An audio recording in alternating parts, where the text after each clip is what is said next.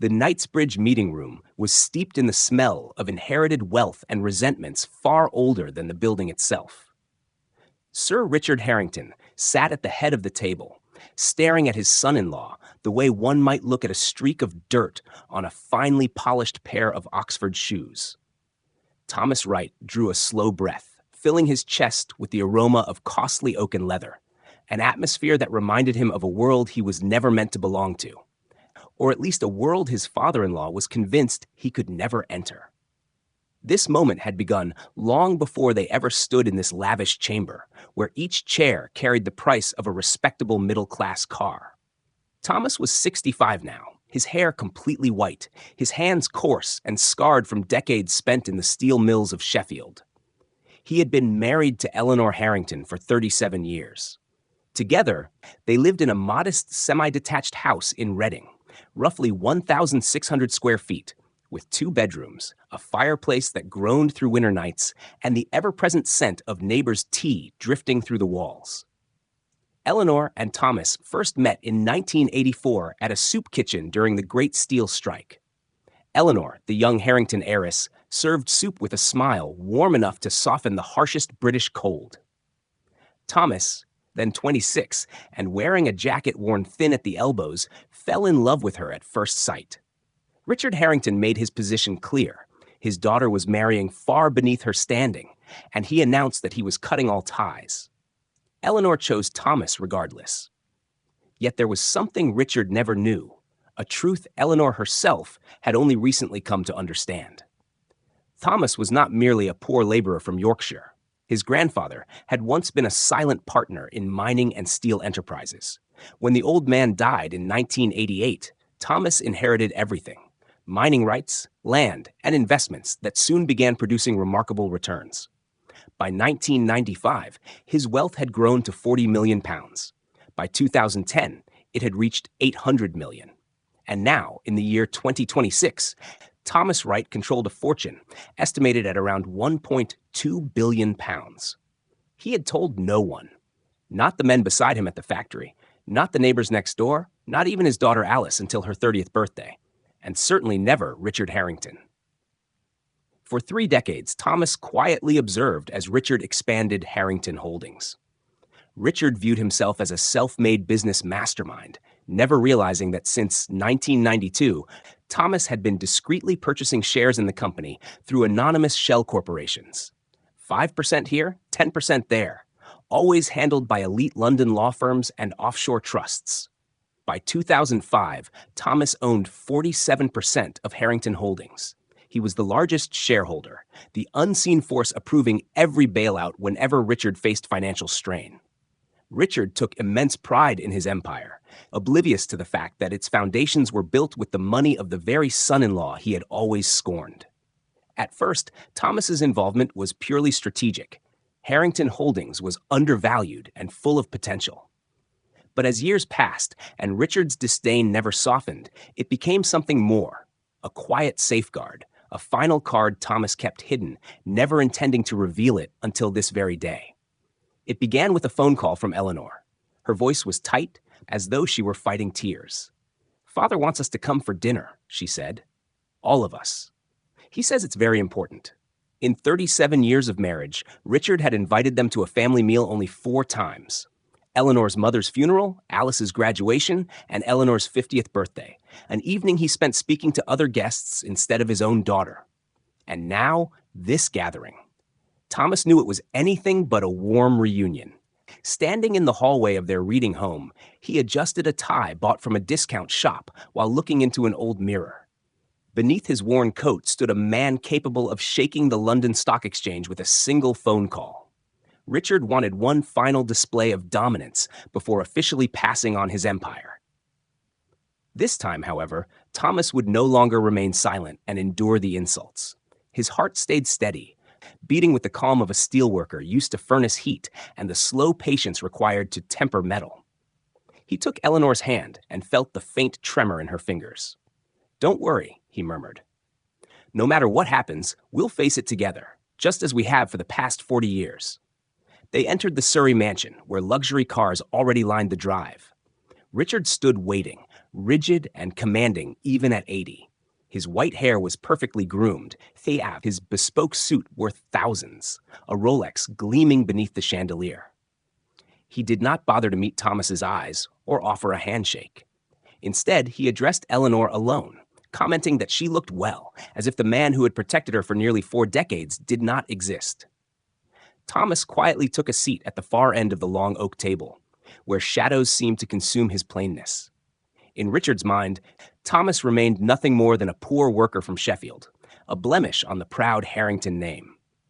But in Thomas's pocket, his phone carried a notification that would soon change the course of the evening entirely. The truth was waiting to surface, ready to wash away the arrogance that had lingered in that room for far too long. The downfall of an empire rarely starts with a thunderous explosion. More often, it begins with quiet fractures buried deep in the foundation, cracks the ruler is far too arrogant to see. Sir Richard Harrington lifted a glass of red wine priced at £500 per bottle, sipping slowly as his eyes fixed on empty space, as though numbers that once obeyed him were now slipping from his control. Across the table, partially concealed by the shadows of the meeting room, Thomas Wright watched his father-in-law closely, with the sharp perception of a steelworker trained to read the heart of molten metal. Thomas understood exactly what Richard was concealing behind that dignified exterior. Harrington Holdings was hemorrhaging. The energy crisis, combined with Julian's reckless decisions in London's commercial real estate market, had drained the company's cash reserves. Thomas remembered the year 2008, when the global financial crisis erupted. Without a word, he had transferred £15 million through an intermediary bank to secure Richard's loans. Then again, in 2021, when the pandemic emptied office towers across Canary Wharf, it was Thomas who instructed his legal team to acquire the group's bad debts, quietly preventing an embarrassing foreclosure. Richard placed the wine glass back onto the oak table with a dull, dry sound, shattering the heavy silence in the room. He cast a glance at Thomas, his eyes permanently tinted with irony, as though his son-in-law's very presence in the house was an affront to the Harrington legacy. "Do you know why I called everyone here tonight, Thomas?" Richard asked, his voice rough, yet still wrapped in superiority. Thomas did not hurry to respond. He calmly set down the inexpensive cup of tea the butler had served him onto its porcelain saucer. "I assume it concerns the future of Harrington Holdings," he replied evenly. Richard let out a cold scoff, a laugh stripped of warmth. "The future? What could you possibly know about the future of a world-class corporation? You've spent your life staring at steel bars and heaps of scrap. What I'm about to announce tonight is far beyond the comprehension of someone like you." At that moment, the door to the meeting room opened, and Alice stepped inside. The 35-year-old daughter of Thomas and Eleanor brought with her an entirely different presence. She was dressed in simple blue NHS scrubs, her face marked by the exhaustion of a 12-hour shift at an East End hospital. Richard immediately grimaced upon seeing his granddaughter. "Alice, couldn't you at least have changed before coming to the Harrington estate?" he complained. "You look no different from a chambermaid." Alice did not flinch. She leaned down to kiss her father on the cheek and took a seat beside him. "I saved 3 lives tonight, grandfather," she said calmly. "Where I work, people don't care what I'm wearing. They care whether I'm fast enough to stop the bleeding." Pride surged through Thomas as he looked at his daughter. Alice was the only member of the Harrington family who carried a sense of reality and compassion, traits she had inherited from her father rather than her grandfather's vanity. Richard snorted dismissively and turned toward the door as Julian, his son and chosen successor, walked in. Julian resembled a poorly made replica of Richard, dressed in an expensive Savile Row suit but lacking the sharpness behind the eyes. He tossed his Porsche keys onto the table and dropped into a chair with careless ease. "Evening, brother-in-law. Still driving that prehistoric Vauxhall?" Julian sneered, not bothering to meet Thomas's gaze. Thomas simply smiled, a restrained smile known only to those who truly hold power. His phone vibrated softly in his pocket. A message from the London law firm confirmed that all documents for the disclosure were ready to be sent precisely at 10 o'clock that night. Thomas recalled purchasing his first 10% stake in Harrington Holdings back in 1992. At the time, Richard was consumed by elite social events and never paid attention to an anonymous minority shareholder. For 3 decades, Thomas had remained invisible, quietly observing as Richard's arrogance slowly eroded the family's values. Sir Richard began to rise from his seat, straightening his silk tie and clearing his throat, preparing to deliver the speech he believed would determine the fate of everyone present. He had no idea that in the true arena of finance, he was merely a pawn on a chessboard Thomas Wright had meticulously constructed. Thomas glanced at Eleanor, who sat silently at the far end of the table, her eyes heavy with sorrow. She had endured enough pain from her father. It was time for Thomas to shatter this elegant yet frigid glass cage and bring her face to face with the truth. He knew that after tonight, their quiet life in Reading might be gone forever. But truth, like molten steel, must pass through fire to gain strength.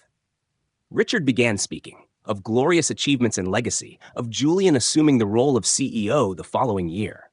He spoke of sacrifice and family honor, while Thomas focused only on the figures glowing on his phone beneath the table. Harrington Holdings' short-term debt had climbed to £50 million, and the bank would demand repayment on Monday morning. Richard was desperately searching for salvation, unaware that the only man capable of signing that check was seated directly across from him, wearing a worn coat and bearing the label of failure. The rhythm of the moment slowed, pressure building like a boiler on the verge of rupture. Thomas Wright drew a deep breath, feeling the weight of the silence, and prepared to strike with the decisive blow that would utterly dismantle the carefully constructed illusion of the Harrington world.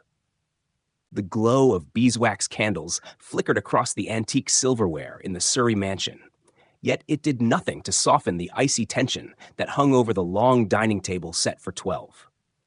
Sir Richard Harrington presided at the head, his elongated shadow stretching across walls lined with ancestral portraits, like an aging monarch clinging to the last remnants of a waning dynasty.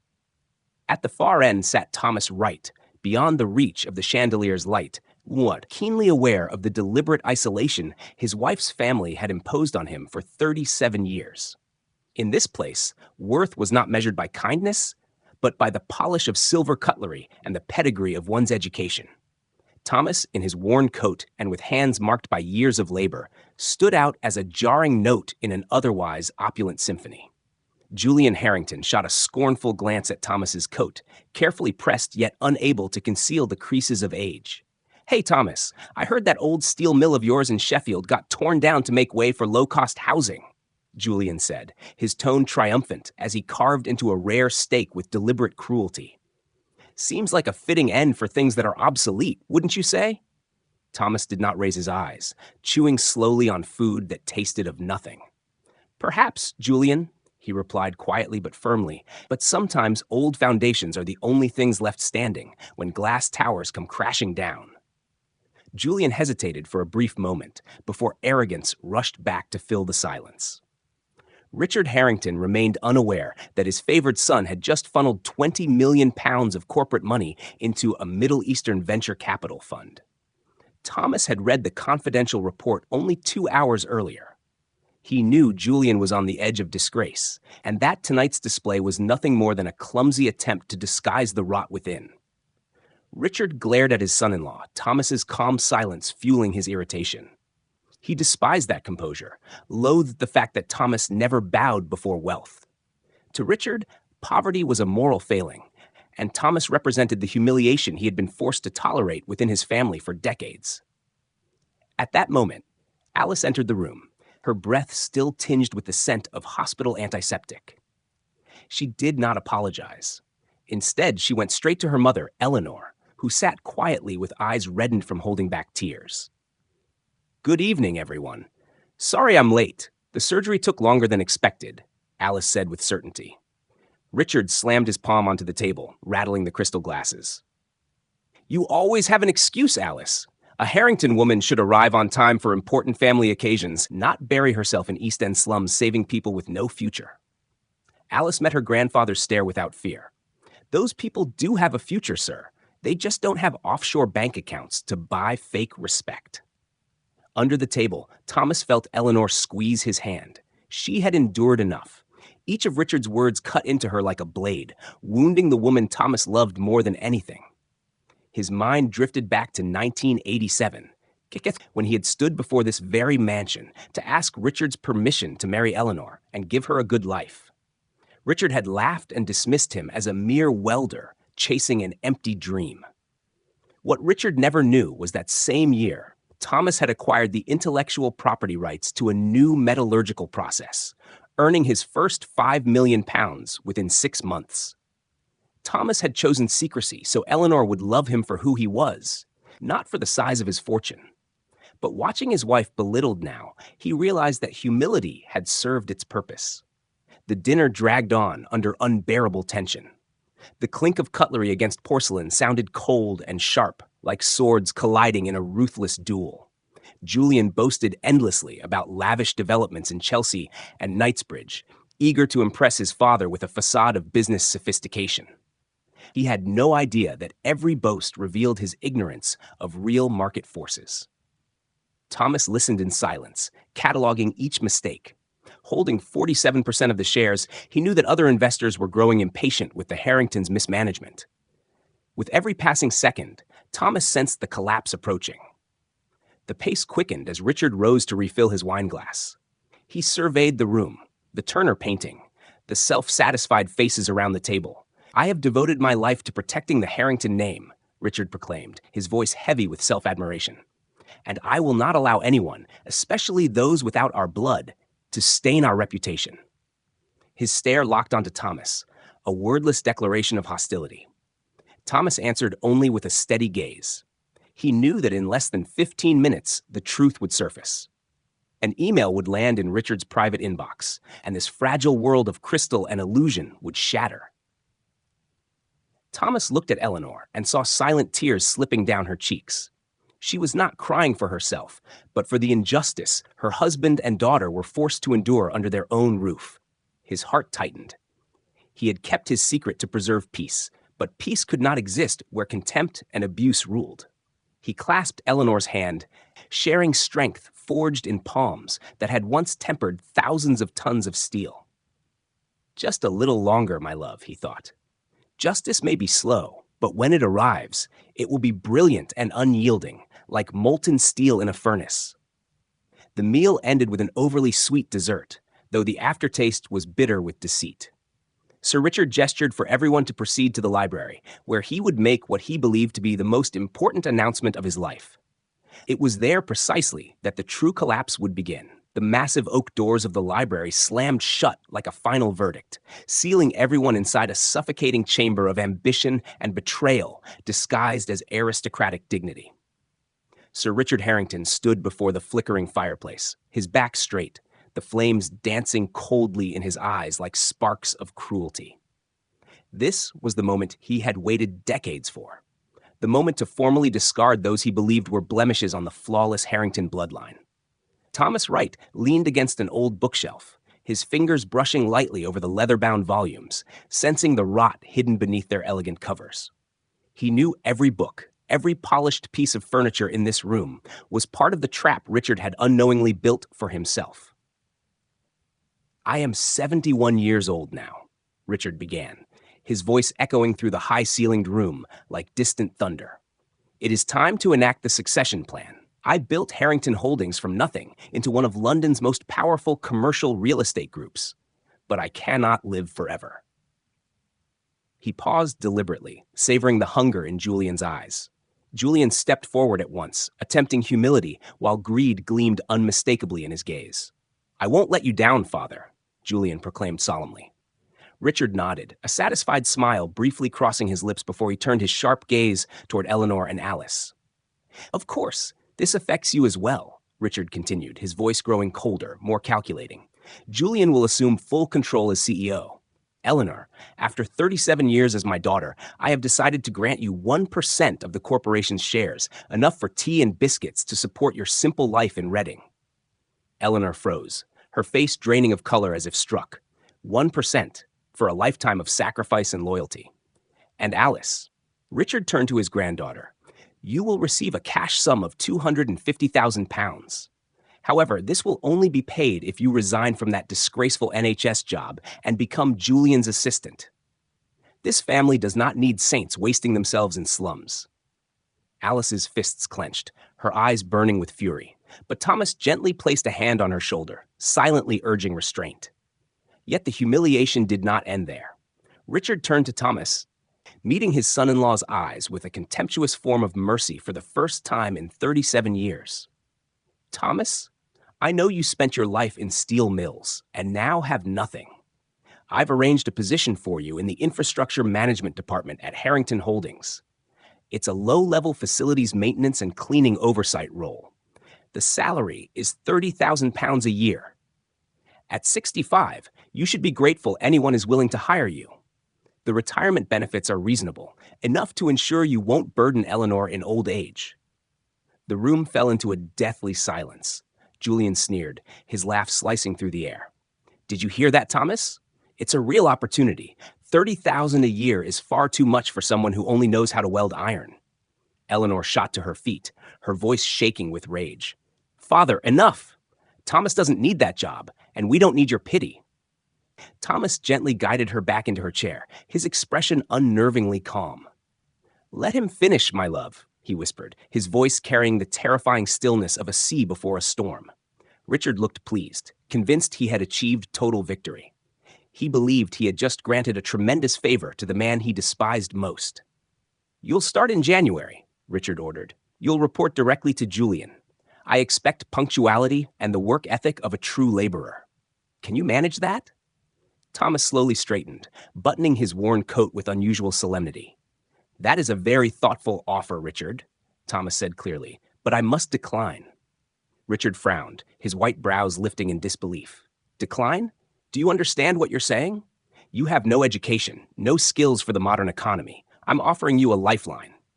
Thomas smiled, a smile Richard had never seen before, the smile of a man holding every card.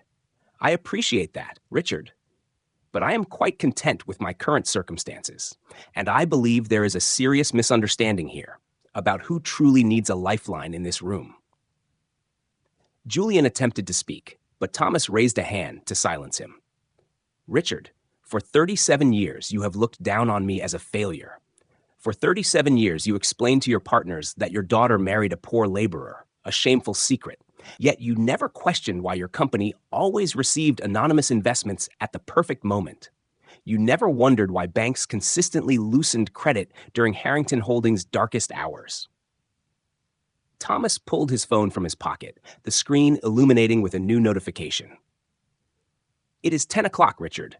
The notice of beneficial ownership has just been submitted to the London Stock Exchange.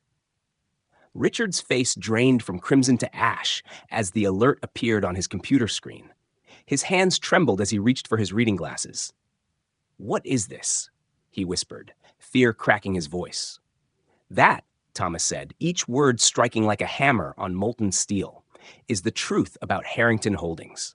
Wright Capital Limited has officially disclosed its holdings.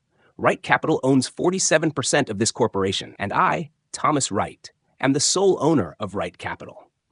Silence swallowed the library, so complete one could hear Julian's heart pounding and Richard's uneven breathing as the false empire they had built collapsed at the feet of the man they had just offered a janitor's job. The silence that now filled the library was no longer the silence of authority, but the stunned quiet that follows a nuclear detonation. Sir Richard Harrington stood motionless, his eyes fixed emptily on the computer screen where the words Wright Capital Limited glared back at him like a long-buried curse resurfacing. Julian Harrington lunged for his father's phone, his hands shaking so badly the device nearly slipped from his grasp onto the thick, expensive carpet. This isn't real! Julian screamed, his voice cracking into raw panic. A welder from Sheffield could never have this kind of money. This is a scam, an elaborate setup to steal our company. Thomas Wright remained unmoved by Julian's hysteria. He stepped slowly toward the oak table, each footstep heavy, as if it carried 1,000 tons, crushing what little pride remained in the room. Julian, I have spent 40 years learning the nature of the hardest materials, Thomas said quietly, his voice low yet cutting. Steel can be bent. Truth cannot. He opened his worn briefcase, the same one Richard had assumed contained nothing more than modest retirement documents, and withdrew a file. This is the latest audit report for Wright Capital. My current net worth stands at approximately £1.2 billion. Harrington Holdings represents less than 3% of my total investment portfolio. Richard Harrington sank into the leather chair behind him. His breathing turned uneven, shallow. The color drained from his face, once flushed with wine and self-importance, now resembling cold ash. "Why?" he rasped, his voice stripped of all authority. "If you were this wealthy, why did you allow me to humiliate you for 37 years? Why did you let my daughter live in a small house in Reading and drive an old car?" Thomas turned to Eleanor. She stood frozen, tears finally spilling over. His gaze softened as it met hers, but when he looked back at Richard, his eyes hardened, sharp and cold like freshly forged steel. "Because I wanted to know who loved me when I had nothing," Thomas replied, each word ringing through the room like a hammer strike. "And more importantly, I wanted to protect Eleanor from the corruption your money created in Julian." He gestured toward Richard's son. "Look at him. He is the product of indulgence and unchecked arrogance. I saved your company in 2008, not because I cared about your empire, but because I didn't want Eleanor to watch her father stand trial for bankruptcy. I quietly acquired 47% of the shares to ensure that when Julian destroyed everything through incompetence, I would be the one left to clean up the wreckage." Julian surged forward, but stopped short under the weight of Thomas's gaze. "You can't do this!" Julian shouted. "This is a Harrington family company. My father built it from nothing." Thomas's smile was bitter. "Your father built it on loans I personally guaranteed. He kept his position thanks to votes cast by an anonymous shareholder, me. And while you were losing £50 million on imaginary projects in London, I was acquiring the group's short-term debt through an intermediary bank. With a single decision from me on Monday morning, Harrington Holdings will legally belong to Wright Capital. Both of you will walk away with nothing." The tension peaked as Thomas pulled out his phone and dialed. "Notify the board," he said calmly. "An emergency meeting will be held tomorrow at 10 o'clock at Canary Wharf. I will attend as the controlling shareholder. The sole agenda is the removal of the current management for incompetence and ethical violations." Richard stared at Thomas as if seeing a man from another world. In that moment, he understood that the person he had despised for decades was the unseen force that had sustained his entire lifestyle. The realization crushed him. He could not speak. Eleanor stepped closer to Thomas, touching his arm, as though needing reassurance that this was still the same man she had loved for nearly 40 years. "Why didn't you ever tell me?" she asked softly, shock and pain woven together in her voice. Thomas took her hand, his grip warm and sincere. "Because you married a steelworker, Eleanor. I wanted you to be proud of choosing that man, not the balance in his bank account. I wanted Alice to grow up believing that a person's worth comes from what they contribute to society, not from the titles her grandfather worshipped." The storm had ended, leaving behind the ruins of old illusions. Richard Harrington lowered his head, his pride finally melted under the heat of truth. He looked at Thomas's rough hands and, for the first time in his life, understood the power of quiet strength. Thomas did not seek revenge. He sought justice. He had waited 37 years not to destroy this family, but to save what remained before it consumed itself. That night, the Harrington crown fell, not from an external attack, but under the unbearable weight of truth, delivered by the man they had despised most. Vâng, tôi hiểu. Dưới đây là nội dung được giữ nguyên 100%, không thay đổi, không thêm bớt bất kỳ chữ nào, đúng như bạn yêu cầu. The following morning, the pale London sunlight filtered through the glass skyscrapers of Canary Wharf, where the financial heart of the United Kingdom beat to the restless rhythm of money and power. Sir Richard Harrington entered the boardroom on the 42nd floor looking as though he had aged 10 years in a single night. His bespoke coat was still pristine, but his shoulders slumped under the heavy weight of humiliation and defeat. Julian followed behind with a pale face and dark circles under his eyes from lack of sleep, showing no trace of the arrogant young man from the dinner in Surrey. At exactly 10 o'clock in the morning, the board meeting began in a terrifying silence.